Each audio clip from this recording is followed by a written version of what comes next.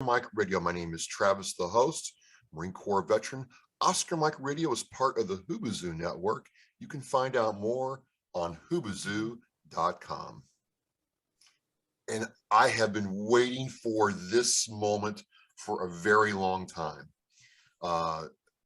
Throwback to Tennessee, I have Richard Farr, who's very far. I got that right this time, Richard. You got it right, man. You got it right. And, his co-host, sidekick, mentor, Commander Richard Fleek, gentlemen of the Scuttlebutt podcast. Welcome to Oscar Mike Radio. Hey, Travis. Actually, I'm the co-host. He's the host. Well, we're both co-hosts. Yeah, you're both co-hosts. Whatever. I don't know. However that works out. I don't know. Well, you're both co-hosts. In a two-person show, you're both co-hosts. Sounds good to me. Well, okay. I guess Teamwork. that's how that works. No man fights alone, right, Marine? No man fights alone. That's right. All right. Hoorah. Semper Fi. Do or die. So, Andrew, we met about 3 years ago, right? We met 3 years ago. Yes. I remember Katrina and I, we met, and then we came up to Boston and actually physically met you, which was really, really cool. And we got to have lunch at, where was that seafood place we went to in Boston? It was right on the bay. It's the Palm. Oh, that's right. Yeah, it was the Palm. That was great, man. And I love everything about Oscar Mike Radio, and we've been friends for a long time, and it's been a great journey. You're the one that actually broke the seal on my being on podcasts. So thank you very much, Travis. So it has come full circle. I'm Commander, I'm extremely humbled and honored to meet you. And I really like you all's story. Now, I'm not going to get into all their, full origin story. We're not going to do a prequel here, but just briefly for our audience, kind of flip a coin. One of you go first and just tell us about your military, story. You can go. You can go, Andrew. Are you sure? Sure. Go ahead. All right. Richard Andrew Farr, United States Marine, Purple Heart recipient. 2005 was in Karma, 2006 Ramadi, 2007 aboard the greatest, well, actually the second greatest naval vessel, the USS Kearsarge. Now I'm VFW chaplain. I did a big stint with IW for 3 years of my life. Marine Corps League, American Legion, and now 3 years recovering alcoholic, and grateful recovering alcoholic. And now my life is to help veterans out wherever I can, and however, if I can get there, if I can help them, I'll do it. If I can't, I know someone that will get them the help that they need. That's fantastic. Commander, sir. Yes, I served in the United States Navy. I'm aboard the USS Carl Vinson aircraft carrier. I sailed 4 continents when I was 20 years old. Top Gun was filmed on my ship while I was there. 2 of my friends actually made it in the movie. When I got out of the Navy, I had a kind of rough transition and back into civilian life. So my wife talked me into joining some groups. So the first group I joined was the American Legion. Then I joined the VFW. Then I joined the Dearborn Allied War Veterans Council. Dearborn, Michigan is my hometown. And in those 3 groups, I was the junior vice, senior vice, and commander of all 3 groups. I moved to Tennessee. I got out of the game for a couple of years. I've been here for about 8 years. I got out of the game for about 4 years. And then it was bothering me. I got the itch. So I joined the VFW, and Andrew talked me into being the commander again. And so yeah, I was the commander of 4575 of Murfreesboro, and then we split from them and created our brand new, very own VFW Stones River Post 12206. And mind you, when we're members of 4575, in 1 year we were all American. So it's very cool. What does that mean? We are en route to be all American again this year. So we need a couple more things, Commander, and then we'll be done. What does all American mean? All American, there's certain prerequisites that you have to get. Voice of Democracy, Patriots Pen, community service. You have to have a social media You have to have a presence. You have to sign up for Action Corps, which is the news. Action Corps is basically, it's an email that you get from the VFW, and it tells all about what's going on legislatively. Because the VFW, I don't know if you know this, but we helped pave the way for the Montgomery GI Bill back in I think it was 1954. Agent Orange, Blue Water Navy.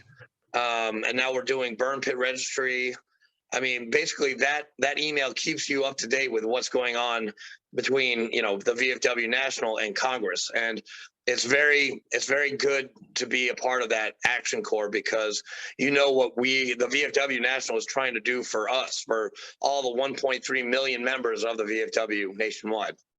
Awesome. When we started in the basement of a church. It was probably like 5 or 6 of us, and we exploded. Outstanding. And so you're doing all this, and whose idea, or how did the Scuttlebutt podcast really come to be? Fleek, that was his idea. That was his baby, Travis. So okay, so it comes to be. I'll get into that in a second, but because there's a lot of people starting podcasts and they really can't articulate why. So what prompted you to say, I want to do this? So it's a super easy question. So when I was a young kid, I was fortunate to have 7 grandparents. So 3 of my great grandparents were alive when I was a youngster. Oh wow! And so I had 3 grandfathers and 4 grandmothers. All 3 of my grandfathers are combat veterans. My great grandpa Carr, he was in World War I in the Navy. His son, my grandpa Carr, he was in the Army. He served with the Old Hickory 30th Division, and he fought Hitler's SS Division not once but twice, and dismantled the SS Division both times, so bad that Hitler himself called my grandfather's group Roosevelt's SS Division. My other grandfather on my dad's side, he was in the United States Navy when he was actually in boot camp when the Japanese bombed Pearl Harbor. His first assignment was after they cut his boot camp short, and they sent him to Pearl Harbor to assist in cleanup, i.e. fill body bags. And so ever since I was a young kid, I would always ask my grandparents about military life and the wars. I was super intrigued, like, how does somebody make it through a war, like especially World War II, man. So every time I would talk to my grandpa Carr, the one that was in the Army, he would break down, and not like sob, but he'd well up in tear so bad. Like my mom would always lecture me before we went to his house, stop asking your grandpa about the war, it upsets him. But like I couldn't help it, I had to pull these stories out. And then when I became a veteran myself, I would sit at American Legions, VFWs, and I'd find the old guy sitting at the bar, and I'd pull their story out, and I just loved it. I love getting people's stories. And so I've had this idea of this podcast. So this podcast thing just exploded, right, over the last, 8-10 years. Yep. And so I was like, my original intent was just to go out and interview people, put it on, make a digital media of it somehow, and then give it to the family, so the family has their stories forever. But then, I've been listening to all these podcasts, and I'm like, what, this would be a perfect podcast. There's all kinds of podcasts, like Navy SEALs getting like high level stories. But like, there's millions of other stories out there that people are not hearing. And then every time one of these veterans dies, their story goes with it. You'll never hear that story again. So it's like near and dear to my heart, this is like, basically it comes down to legacy, following my grandparents' footsteps, getting their stories. And I tell you what, when me and Andrew are sitting at this very table right now, and we have somebody in the hot seat, it gets emotional in here. We've shed tears on the show. I've heard the tears. I've listened to your show. I've heard the tears. Speaking of Andrew, because he's a force of nature, how did you and Andrew come to work together on this?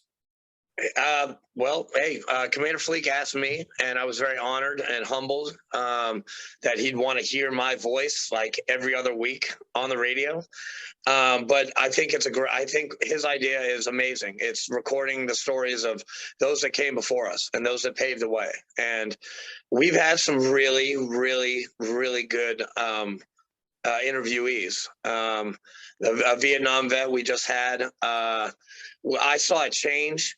He was real nervous the first like maybe 5-10 minutes of the podcast, and then like that something clicked and he just calmed down. He started just cutting it up with us, and I'm like, because he was talking about it and getting it out, and to us It was very spiritual. It was just Crazy. it was amazing. I'd never seen something like that. I mean, maybe that's something that happened to me, but I'd never seen it to another person. Yeah. And I thought it was very cool. And I think Fleek has a great idea. And he's just a wonderful person to work with. So that Vietnam veteran he's talking about, he was very humble. And he kept saying, I feel bad because I didn't do as much as most people did during the Vietnam War. And then like 5 minutes later, he's like, yeah, when I got my Bronze Star. And I was like, what? Hold up right now. You didn't do anything significant, yet you're holding a Bronze Star? Are you kidding me? Super, super humble man. It was amazing interview. Yeah, it was. Well, I've listened to all your podcasts, and I like the way that you all are starting to get a gel going. Yeah. And it was rough at first. It was a little shaky. Bouncing off each other. We had no idea what the hell we were doing. It happens. I mean, you listen to some of my first 30, 40, podcasts. They were not good at all, really, honestly. But I like the way you guys are kind of settling into a groove. It's really cool to see. Just technically, because there's an element of technology in this. I mean, what do you use to, set up your show? Mics. Yeah. So first of all, we don't use video yet. We're not that level yet, but one day we'd love to. But I use all Rode equipment. So I have a Rodecaster Pro and Rode four Rode mics with. That's exactly what you can see me using right now. Yeah. And I just have a 6-foot folding table up in my man cave, and we just bring our guests here. Or like we had a Korean War vet. And I knew that, he's aging. I think he said he was 91 years old. And I didn't want to bring him to my house and climb the stairs. So a buddy of mine, his name's Trent Denson. He runs a podcast. He manages a podcast. He has Spread the Positive. Like the umbrella of all these other podcasts, Spread the Positive. And he opened his studio up to us anytime we want. So we have access to an actual studio, podcast studio, or my man cave where I'm at right now. Well, I wanted to say one podcast to another. The thing that I really, appreciate is I'm looking at your kit. I'm like, I knew you're using your Rode guy. I knew that, but I appreciated that because you sound good. It's like, yes, somebody who took the extra effort to get the mixer kit out, get the mic styled in, and you all sound good when you do this. And it's really appreciated from my perspective as someone who does the same craft. This is Andrew's favorite part.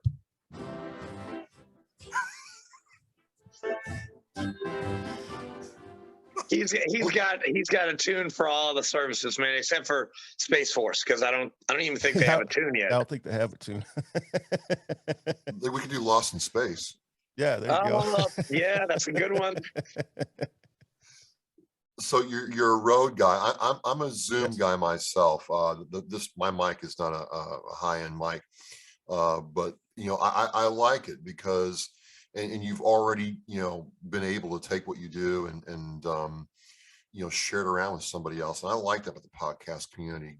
Good podcasters will share what they have.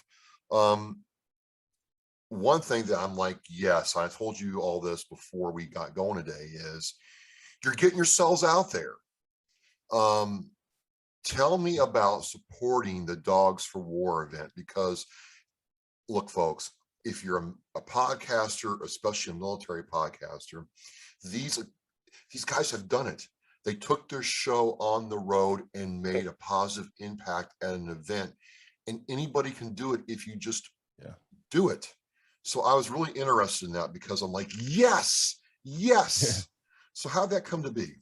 Hey, Andrew called me one day and says, hey, Dogs of War are doing a fundraiser in Nashville. And they asked if we could bring the podcast and just interview random veterans as they walk by. And oh, by the way, Uncle Sai will be there and we can interview him. And I was like, well, first of all, hell yes. But now that Uncle Sai's there, I will not miss this for the world. Dude, he jumped as soon as I said Uncle Sai. He was like, yep, sign me up right now. Yeah, I was very honored that they even knew about us. We didn't reach out to them. They came to us. And first of all, we've only been doing this for 3 months.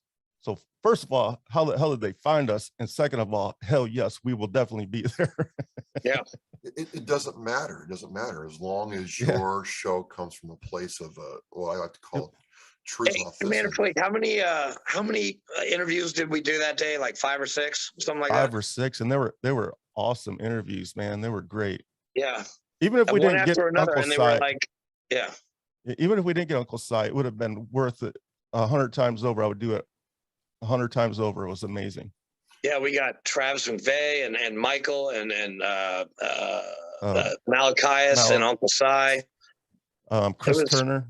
Oh yeah, Chris Turner. Yeah, that's right. Oh yeah, I love Chris Turner, man.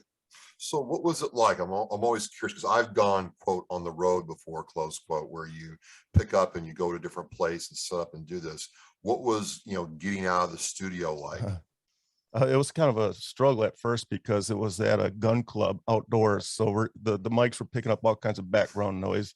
So I actually took the Uncle Sai and I finished editing it yesterday. So it took me a little bit extra longer because I wanted to try to, get that background noise out because I didn't want, it was such a great story. I didn't want to get lost in the noise and the background noise. So, but I was a little nerve wracking at first, but it's kind of like interviewing that Vietnam veteran. Once we sat down and started interviewing people, man, it was just like smooth as silk, man. It was awesome. Yeah, I agree. And what was the Dogs of War event for everybody out there? Andrew, you can answer that one. Dogs of War is a nonprofit founded by Byron Davis, Dr. Byron Davis, former police officer in, I think, Spring Hill or Mount Juliet, one of those towns. I can't remember which one he's part of, but he takes a veteran and a local Leo or a firefighter, EMT, out on a hunt, and either pheasant, quail, hog hunt, whitetail, whatever, and takes them out, to a gun club or a range or a preserve, and it's a free hunt for these people. And it's great. I did one, a pheasant and a quail hunt, and it was awesome. And I would rather shoot with my M16 or my 240 because that up over, I can't shoot worth anything with that thing. No way. Nope. But it's a great nonprofit. And it was at the National Gun Club, and they raised a good bit of money, and it was just a really fun time. Well, I just, again, there's so many other military podcasts and podcasters who talk to me about how can we get ourselves out there? And I'm like, if you put yourself out there as a way to add value, you're going to do this a whole lot. And, you had the pictures on social media. I'll grab a couple and put them in here. And it looks like your guests were having a great time. Yeah, they were. They did. So you're out there, and I like the fact you had the step in the repeat with the VFW, repping the VFW in the background. Very nicely done, gentlemen. Yeah. Very nicely done. Always. But, well, I mean, that's the thing I was kind of curious about. I mean, you're so involved with VFW. What's it like to bring your podcast experience and outreach to the VFW? Andrew here, he's a national recruiter, so I'm gonna let him talk about that one. It's a great way. It's like you said, getting out there, and that's what we have to do with the VFW, because a lot of these new kids that are coming out, sometimes they don't even know that they actually are eligible for the VFW, and getting it out there. That's with our post. We've got a guy here I mean, I can't be everywhere. This guy, Herbert Hill, is, I mean, everywhere. I mean, every weekend we've got some. He's either at Woodbury Flea Market, Sloan's Motorcycles, Bumpus Motorcycles, Harley Davidson, Sportsman's Warehouse. I mean, you name Mayday Brewery. We were there yesterday, and then I had a birthday party to go to. And at the birthday party, I picked up a member and a donation just by going to a birthday party. I mean, it was. You just, you know, it's not selling the VFW. It's selling a place to meet for veterans to come together. And it's not the Smoky Bar anymore. It's not the place where you go and drink. I mean, our post, we don't even have a building, but yet we have, we started with 25 members last year. We've got 145 right now. And it's just, you know, we share ideas and we get out in the community, and that's what the VFW is all about, is community and bringing the community together and all the people together and all the nonprofits together. Well, the reason I kind of asked that is I see a parallel between what you all are doing with the VFW and how you all have approached the Scuttlebutt podcast, right? You know, it's the VFW and the podcast community are two separate communities, but you're taking both of them to move veterans advocacy forward, it seems like. 100%. I like to say, like, we use the podcast as a vehicle to get our name, our word out there. And I'm going to use a great instance right now. A couple of weeks ago, I was contacted by Middle Tennessee's Home Builders Association. And the reason why they found me is through the podcast. They contacted me and they said, hey, would you like to have your podcast involved with, we're giving away a mortgage-free home for a veteran. And it just turns out that the home that they're building is right down the street from my house. And I said, hell yes. And by the way, I'm the commander of the local VFW in the neighborhood. So you have not only the podcast support, you have all of VFW support 100%. As soon as I got out of that meeting, I immediately called Brian Walker, who Brian Walker is the state commander. And obviously they fell in love with the idea. Like, who wouldn't fall in love with the idea of a mortgage-free home for a veteran? So not only the local VFW will be there, the state will be there, the district will be there, and us local people will be there. And the groundbreaking for that is November 19th, and I'm super stoked about it. It's gonna be good. Well, yeah, Commander Fleek, I've been reaching out a lot more, so I got a lot more to tell you after we're done with this. But it's gonna be good, man. I'm very excited. I'm really happy that you got that consideration from Pulte Homes and Homes for Heroes. Yeah, this whole thing's been an amazing ride to life, and so we're only 3 months into this, and we're like what are we gonna be like next year? I can't wait. Well, that's kind of what I want to ask you before we move on to the next topic is what's next for the Scuttlebutt podcast and you both? To be honest with you, I have no idea, man. We just jumped on this thing. We're riding the wave, man. No, we're riding the wave, man. Like, we don't have a plan. We're just going to go and get those stories, man. Well, I think that's important. And I'll tell you why, because so many other podcasts I run into, and I was the same way with mine. And still am to a degree, is they want like a business plan, a show plan, media plan, and have all the planning done and everything buttoned down before they get behind the mic once. And I'm like, you can do that, but while you're doing all this planning, you're not executing anything. Exactly. Go out there. Yeah. Go out there and execute. So you've done that. That's amazing. So I'm talking to Commander Richard Fleek and my good friend Andrew Farr. They're with the Scuttlebutt podcast, the veteran podcast that is just making inroads now. I can't wait to see what's next, though, because you both are doing what I want to see other veteran podcasts do. So I have kind of like a non-podcast topic to pick your brains about, gentlemen, if you're game. Yeah, of course. Yes, go ahead. Absolutely. All right. So part one is the situation with Lieutenant Colonel Scheller, who got on social media made this huge rant about accountability and has, since been relieved of command and is on his way out of the Marine Corps. And I kind of want to get your thoughts on that. One, Commander Fleek, you have, led men, you have commanded, large operations, and Andrew, you've had to follow someone like Colonel Scheller in your service. Yeah. There's a lot of people who say that he was absolutely 100% wrong and should have never done what he did. And I'm just curious what you all think about that. Commander Fleek, do you want to take this first? I'll just say that I don't think he did anything wrong. He did exactly what he was supposed to do. I agree. I think accountability. Okay. I've got a story about accountability. All right. Okay. I was on patrol in 2005, and we were in Carmel. All right. And we go into this school, and we wait, we clear the building, and we're upstairs, and we were waiting. And I'm exhausted, man. I've been patrolling all day today because that day that I was there. And so I actually left a piece of gear in that schoolhouse. And I told my squad leader, I'm like, hey, I left the pass. What the hell is it? It's the night vision with the black, white, black. What's that called? I know what you're talking about. I forget what it's called. It's a pass 13.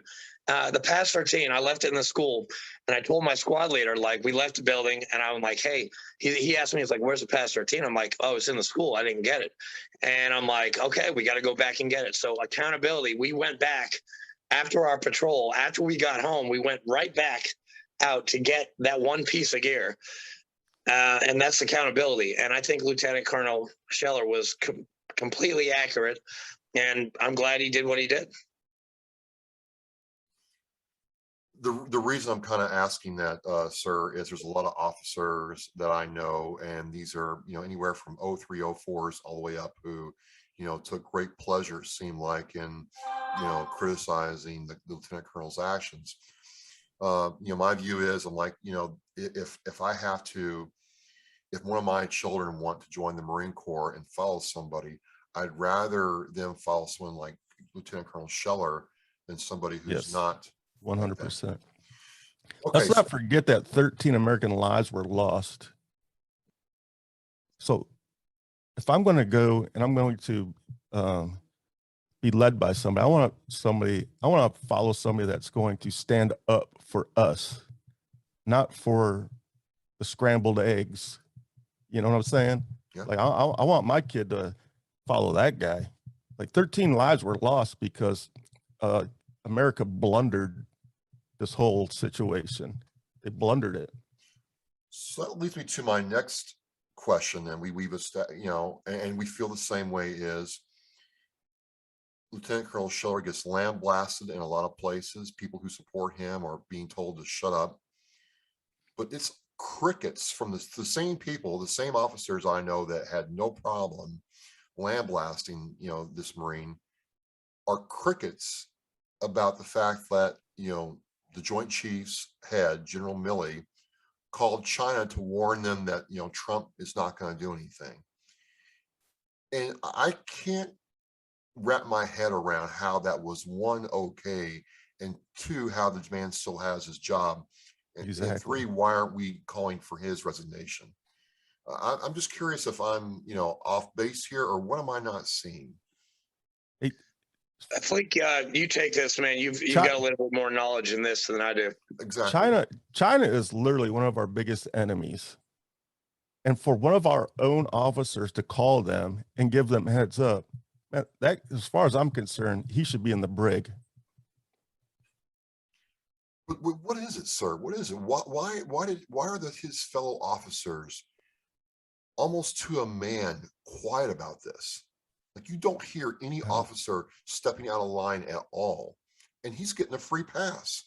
Yeah, I have no idea why they're not holding him accountable. I don't know. Are they afraid of their jobs? They're like, when you get to that level, it's all saving face and politics, man. And when you get politics in it, man, it just gets ugly fast. Yeah. Yep. Well, that's my understanding, sir, is that the officer corps is more political than anything else. For sure. Yeah. Yeah. As a matter of fact, And at the Dogs of War event, there was a couple officers standing there listening to our podcast. And after, you know, when we had a break, I was like, hey, sir, would you like to sit down and have a talk with us? They're like, nope. Yeah, that's right. And we No, just sir. signed him up Nope. for, we got to vote on him. He's a great guy, but he's not going to, he was like, nope, I don't want to talk about it. And it's unfortunate because, you know, I told one officer, it just reinforces the mindset that a lot of enlisted have, is that officers don't care. Right. We're just a cog in your machine. And if we break down or have a problem, bring the next one in. I don't care. Well, it's not exactly true. Well, there are a couple of, I mean, I've had a lot of good officers. Okay. I mean, there are some, I mean, just like enlisted, there's really good enlisted, Yeah. and then there's some bad apples. And then with the officers, it's the same way. Like the guys that I started with that were over me, awesome guys. I wouldn't fault them in any way whatsoever. They truly, I mean, they were fellow grunts. They looked after us. Now other officers, I can't really talk about that, but the ones I had, they definitely had our back. Yeah, my junior officers, I disliked them very much. I had no respect for my junior officers, but my high level officers. So I was a yeoman. I was the air boss's yeoman on an aircraft carrier. So a yeoman is basically an assistant. So I worked directly for the air boss. So in my office, there was a captain, a Navy captain, a commander, two commanders, a lieutenant commander, a lieutenant, and my master chief, and my LPO was the first class petty officer. So I sat in a room with a bunch of brass. The lieutenant, had no respect for that guy at all. The captain and the commanders, man, they were great guys. The air boss, Commander Ed Brown, I love that guy to death. I'd do anything for that guy. My lieutenant, nope. It was just striking to me. It was just really striking to me how, you know, they're both officers, and Lieutenant Colonel in the Marine Corps is not a slouch. You've had to pay the toll to get there, but the treatment by other officers to those two individuals was stark. And so I kind of wanted your take on that. It was a very interesting topic because I have, you know, someone who served in combat, got wounded, Andrew, multiple times, right? And someone who's had to work in a high stress environment and command other sailors to make sure the planes land and take off safely. I mean, it's not an easy thing. So I was very interested in that. But, you know, to kind of close this down is, you guys launched fairly recently, and you know, you shipped me some of your first episodes, and I'm like, you guys are on the right track. Believe it or not, you're on the right. Your criticisms and critiques were great, by the way. Yes. Well, thank you. But I just want to say it again, because it's not said enough, that, you know, to see you all doing this is just like, yes, it really makes my day. And I cannot wait to see what you all have in the future. We all can win here if we all pull together. I just so thank you for coming on Oscar Mike Radio. I can't wait to come to Tennessee again and see you both in person. Yeah, yes. Us too. Hey, by the way, Travis, congratulations on your award. Yes. Good job, brother. Well, I need you all in the awards show next year. We got to grow this thing. It was a good experience. What's that award show called? It's the Veterans Podcast Awards. And Andrew is bragging on me a little bit. I took the news category, second place in the Marine Corps category. Hoorah, man! I was more upset about the Marine Corps than anything else. I won that one. I just want to add that the Scuttlebutt podcast makes no money off of these stories. None. I just want to be clear about this. We were approached by a manager. He wanted to manage us and had all these great ideas, and I absolutely put a stop to it. Like, if you put a dollar amount to this, and then I feel like I'm perverting my fellow brothers and sisters' stories, and that's not what we're about. We just want to get their stories out there. And I'm going to start a Patreon page, but only to build off of every nickel that goes into it will go into the podcast. We will not ever make a nickel off of the podcast. I just want to be clear about that. Well, I think it's important you say that. I'm the same way with Oscar Mike Radio. I have never taken a dime you know, in profit. You know, if I have sponsors, true, but trust me, I mean, you guys, you know this, that this equipment's not cheap. Transporting the stuff's not cheap. Exactly. So I don't make any money off this, right? But I was going to ask you, I mean, the other thing too, I find is the minute you, because I've watched other podcasters, right, do what was done to you. You know, yeah, I'm going to come in there, I'm going to manage you, I'm going to do this. The minute you take that money in that direction, it's no longer yours. Exactly.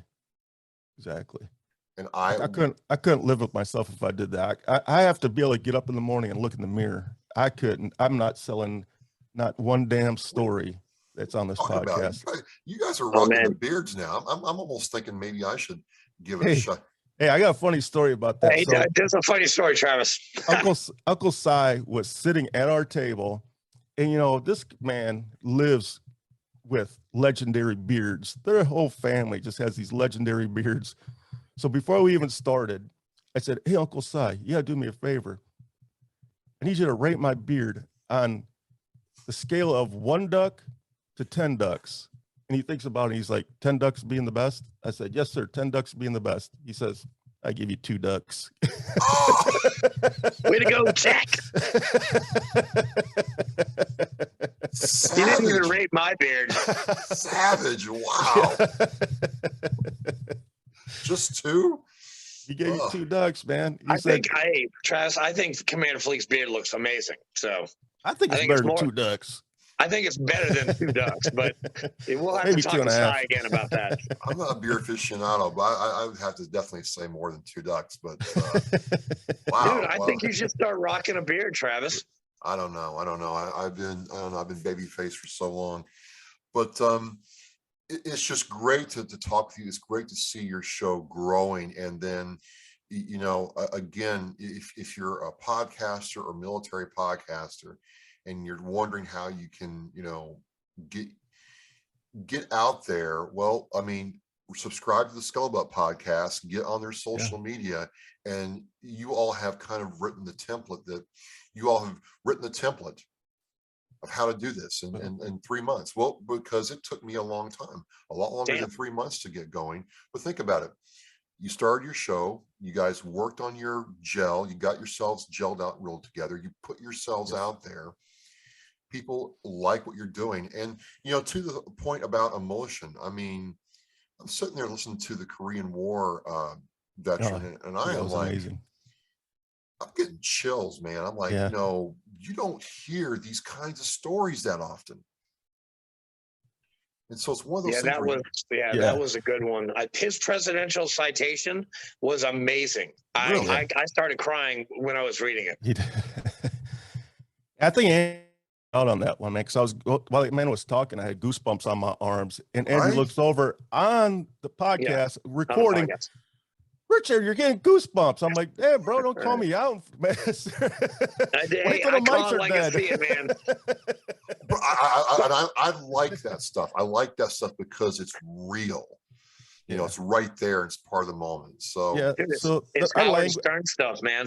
Our language is very raw. So if you're out there and it's not safe for work, if you have kids in the car, don't play our podcast. Wait till you're alone by yourself.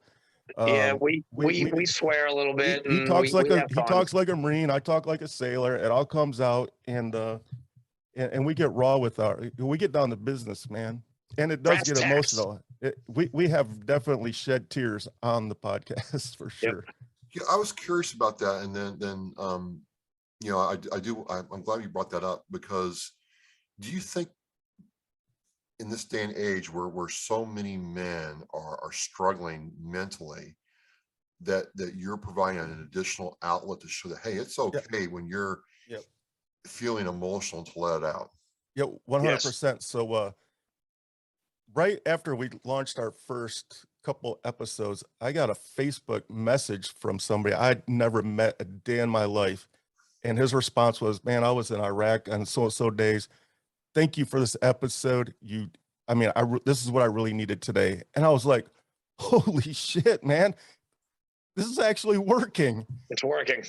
Awesome. Yeah. Well, gentlemen, thank you so much for your time. Yes, sir. Thanks for having us. Thanks, Travis. Just an honor, man. I mean, to see we'll have to talk again, Andrew, but to see where Andrew was, where he is now, and the people, Commander, that he's able to impact, and how you all working together is just great. Call me a fanboy, I don't care, because I'm seeing it work, and I love it. We love you, fanboy. We love you. Yeah. So as we say in Oscar Mike Radio, we are mission in flight. I'm with Andrew Farr and Commander Richard Fleek of the Scuttlebutt podcast, based out of Central Tennessee. Check them out. I'll have all the links to their shows in the Oscar Mike Radio show post. You don't want to miss them. If you're in the Middle Tennessee area, look them up. Gentlemen, thanks again. Thanks, Travis. We are mission in flight. Thank you.